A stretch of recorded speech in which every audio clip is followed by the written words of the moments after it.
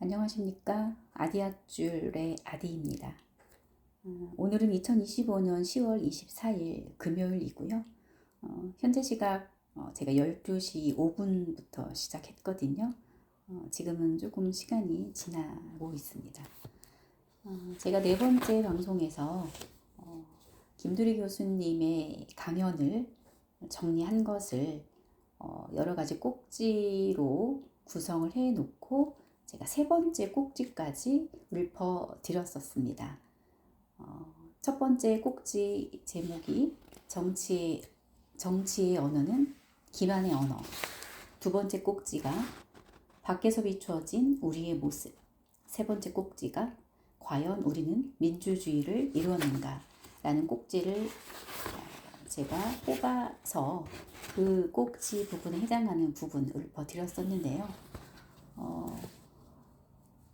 이 강연은 김두리 교수님이 유튜브 채널 직접 민주주의 연대 TV라는 곳에 초청이 되셔서 2020년 9월 9일자에 1편, 2편에 나누어 강연을 하셨던 내용이에요. 김두리 교수님이 말씀하셨던 제가 꼭지 3까지 잡았었던 부분의 내용을 간단히 요약하자면 언어의 문제는 굉장히 중요하고 모든 정치 언어라는 것은 기만의 언어이고 전부 거짓말들이다.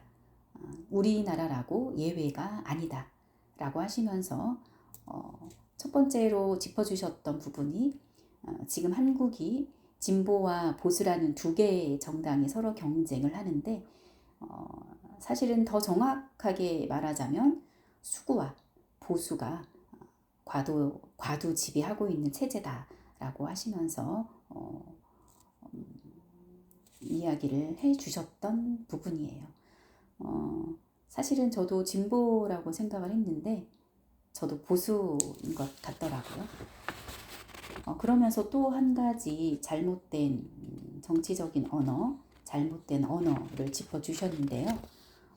우리가 잘 알고 있는 산업재해라는 말이에요.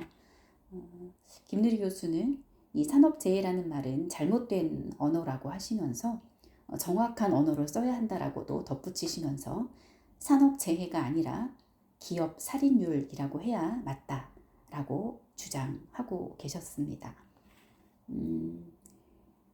그러면서 지금까지 우리가 민주개혁 정부였던 김대중, 노무현, 문재인까지 세 번의 정권 교체를 했음에도 불구하고 우리의 삶이 우리가 더 나아졌는가?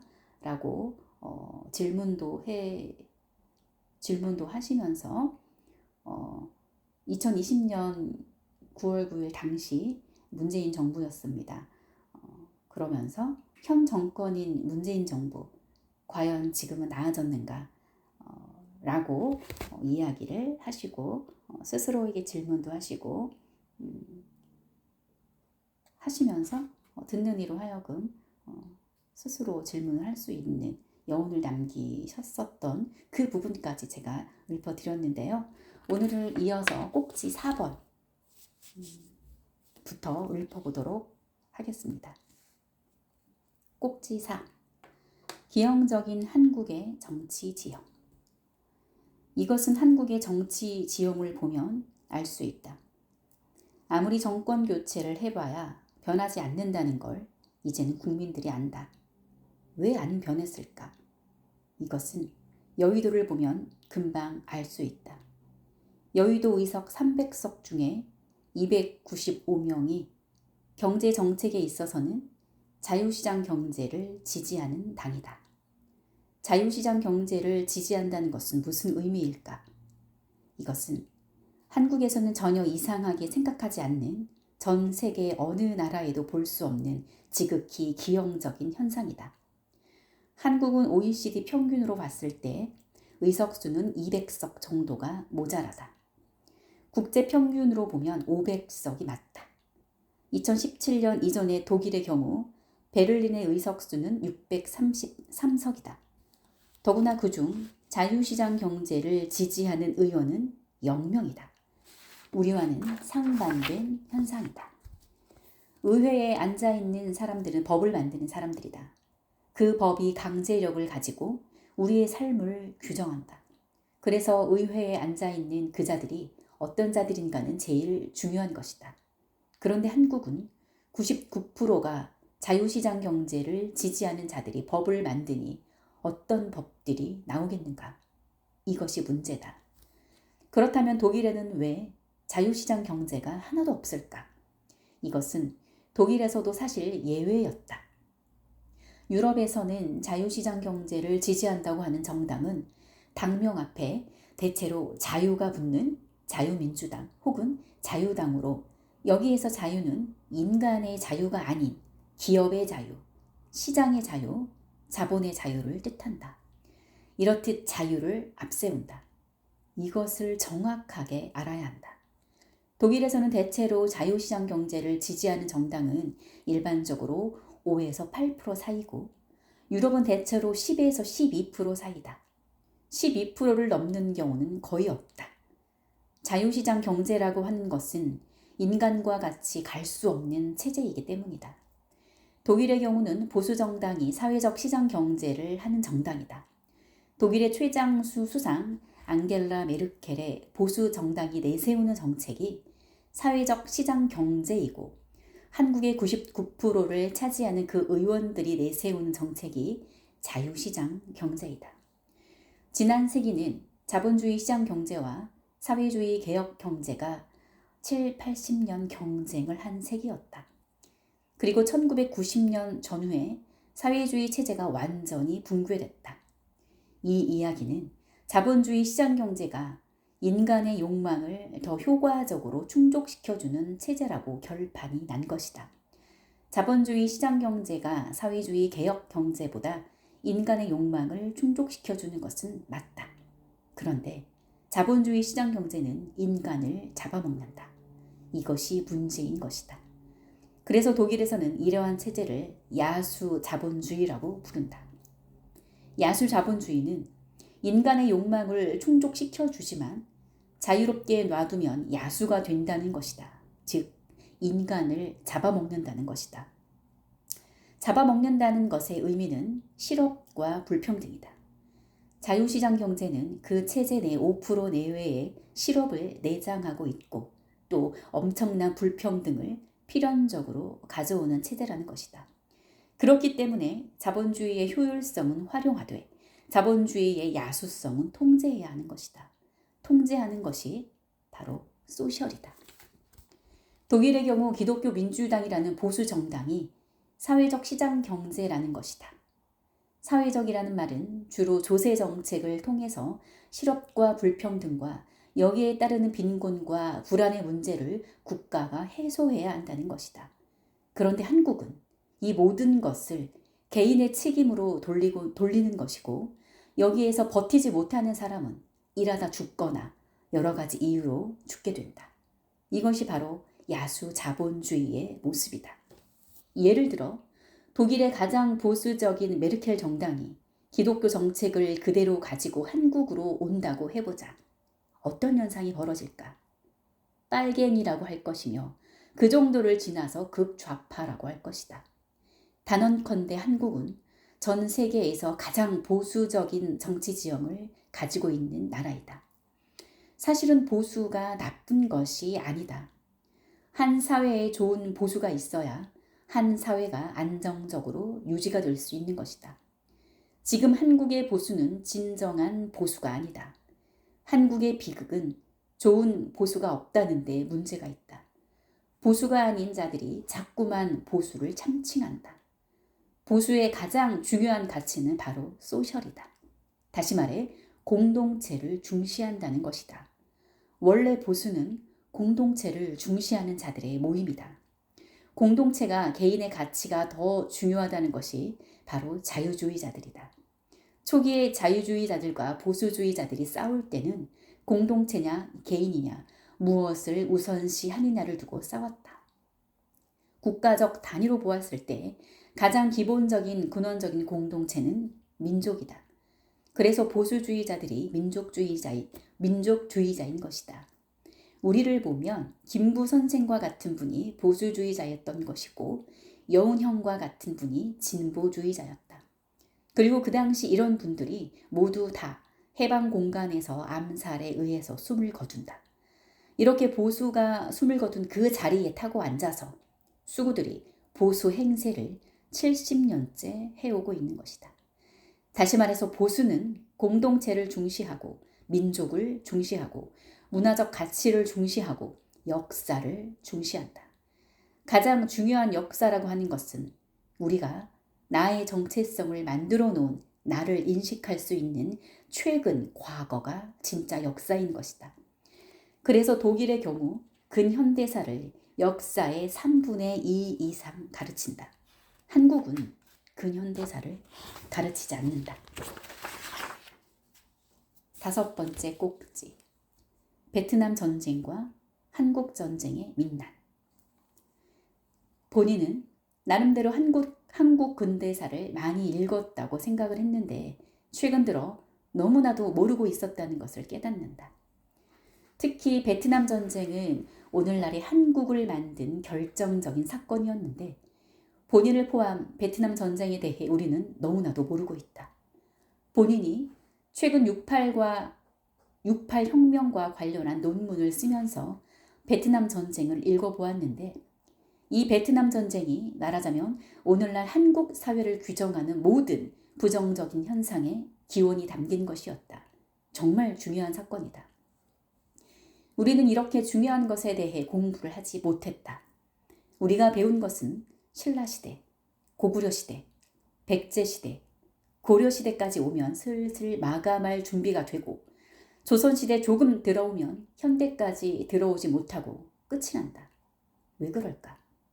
그것은 역사에서 당당하지 못한 자들이 끊임없이 정권을 잡아왔기 때문이다. 역사에 당당한 자들이 없다. 다시 말해서 보수는 역사를 중시하는 자들이다. 한국에서는 보수라고 참칭하는 자들이 역사 이야기만 나오면 도망가고 왜곡하면서 보수라고 주장하는 것이다. 지금 한국의 보수라고 하는 보수주의자들은 주로 외세에 기대서 사적인 이해를 탐하는 기회주의적인 정치 정파이고 이런 정파가 바로 수구이다. 이 수구가 70년까지 연명해올 수 있었던 것은 딱 한 가지 이유, 분단이다. 때문에 이 분단 문제는 아주 중요한 것이다. 그들은 분단에 기생해서 끊임없이 안보 불안을 자신의 정치적 생명줄로 연명하면서 지금까지 살아온 소위 보수, 본질은 수구인 것이다. 문재인 정부는 국제적인 기준으로 보면 보수 중에서 상당한 보수이다. 최근 한국과 유럽 간 FTA 자유무역 협정에서 끝까지 진통을 겪었다. 국제노동기구에서 하는 핵심 협약에는 공무원도 당연히 단결권을 갖는다는 것이 핵심이고 제일 중요한 협약 중 하나로 156개국이 모두 하고 있는 것이다. 그런데 한국은 이번에도 핵심 협약이 들어가지 않았다. 공무원 안에는 교사가 있기 때문이다. 이처럼 한국은 세계권 수준에서 뒤떨어져 있다. 우리는 민주주의를 이루었다고 했지만 그것은 제도로서의 민주주의일 뿐이다. 실제로 그 제도의 내용을 채우는 민주주의는 전혀 이루어지지 않은 것이다. 현재 한국의 교사들은 정치단체에 가입할 수도 없고 정당 활동도 할 수 없다. 정치 활동을 하는 권리라는 것은 근대 사회의 가장 중요한 권리이다. 그럼에도 한국은 어마어마한 직업군이 정치적 활동을 100% 박탈당하는데도 가만히 있는 직업군이 바로 교사이다. 그보다 더 무서운 것은 그것을 문제로 인식하지 못한다는 것이다. 이것은 군사 파쇼들이 그런 형태로 민주적인 기본 권리들을 모두 박탈해 놓았고 이제는 민주화가 되었으니 당연히 복원해 놓아야 한다. 이런 측면으로 보면 한국은 지금 후기 파시즘 시대에 살고 있는 것이다. 파쇼의 물리적인 제도들은 천했지만 파쇼가 우리에게 각인시켜 놓은 의식, 아비투스, 친숙한 사회 집단의 습속이나 습성은 여전히 남아서 한국 사회를 작동하고 있다. 그러니까 파쇼를 극복한다는 것은 너무나 어려운 것이다. 일반적으로는 내 안의 파시즘이라고 한다. 한국 사회의 거대한 정전은 무력감이다. 사실 전두환 때는 좌절감은 있었지만 무력감은 없었다. 그때만 해도 우리가 용기를 내서 맞서 싸우면 이겨낼 수 있으리라. 저들만 쳐내면 새로운 세계가 열릴 것이라는 희망이 있었다. 그러나 그것이 오래 가다 보니 좌절감이 있었다. 그런데 오늘날은 아무리 해도 안 되는구나. 세상이 원래 이런 거구나 하는 무력감이다. 지금 한국 사회는 이 무력감을 깨는 게 가장 중요하다. 꼭지 6. 올바른 민주주의란. 한국은 민주주의가 이루어졌다고 하지만 사실상 이루어지지 않았다. 민주주의라는 것은 정치민주화, 사회민주화, 경제민주화, 문화민주화로 나누어서 생각해 볼 수 있다. 그러면 과연 우리의 민주주의라는 것은 내용적으로 어느 정도 실현되어 있는가를 분명하게 확인할 수 있다. 정치민주화는 아주 훌륭하게 이루어졌다. 내용적으로 들어가 보면 선거법도 많은 문제들이 있지만 우리가 국민들의 힘으로 대표를 뽑을 수 있는 수준까지는 왔다. 이 정도의 정치 민주화를 이룬 나라는 많지 않다. 사회 민주화는 여러 가지 의미로 규정할 수 있을 텐데 가장 상식적이고 일반적으로 규정을 한다면 사회 내에 있는 개별 조직 내에서 구성원들에 의해서 그 조직이 운영되는지가 중요한 것이다. 예를 들어 중앙대학교라는 조직은 구성원인 학생, 교수, 강사, 조교에 의해서 이 조직이 운영이 되는가? 중앙대의 경우 두산이라고 하는 재벌이 들어와서 자기들 멋대로 운영을 한다. 지금은 그 사람이 이사장에서 그만두긴 했지만 이전에 박용성이라는 두산 회장이 들어와서 그야말로 대학을 자기 장난감처럼 가지고 놀았다. 들어오자마자 총장 직선제를 없애고 자기가 임명을 하고 임명 기간 또한 자기가 정한다. 중세 때 절대왕정 시대의 왕도 이렇게는 안 한다. 대학이라는 곳은 최고 고등교육 기관인데 거기에서 그렇게 하고 있는 것이다. 사실 이것보다 더 놀라운 것은 교수들의 행태이다. 중앙대의 1000명의 교수 중 박용성의 전횡에 싸운 자가 10명이다. 최고 고등교육기관에서조차 이러니 다른 기관에서 사회민주화라는 게 어떻겠는가. 경제민주화 측에서 볼 때 우리는 기업 내에서 기업의 노동자들이 어느 정도 자본에 대해서 민주적 관리를 요구할 수 있는가.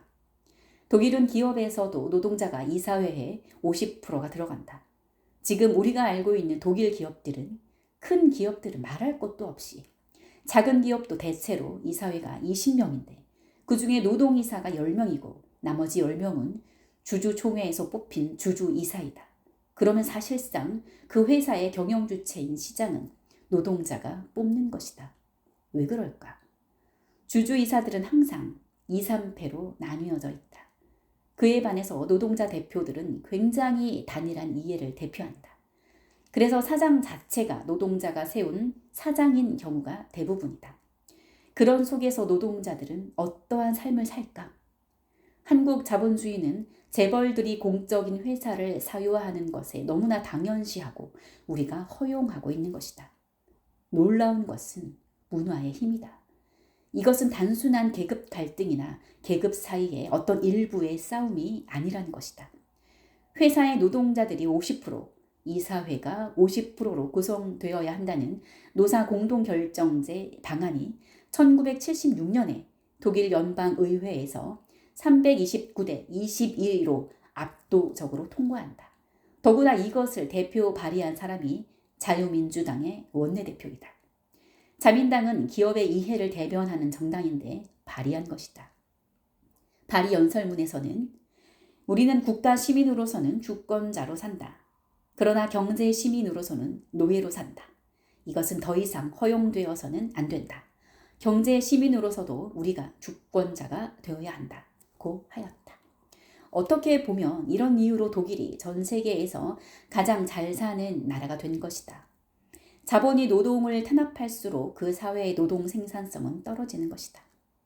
독일은 노동자들이 그 회사의 사실상의 주인이기 때문에 사장도 자기들이 세우고 또 경제는 특히 위기 상황에서 더 강한 것이다.